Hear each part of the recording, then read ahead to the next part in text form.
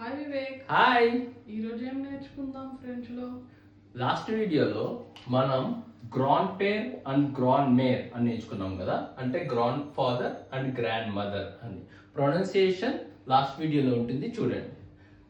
Grand father grand mother కి ఏమవుతుంది? Husband అవుతాడు కదా.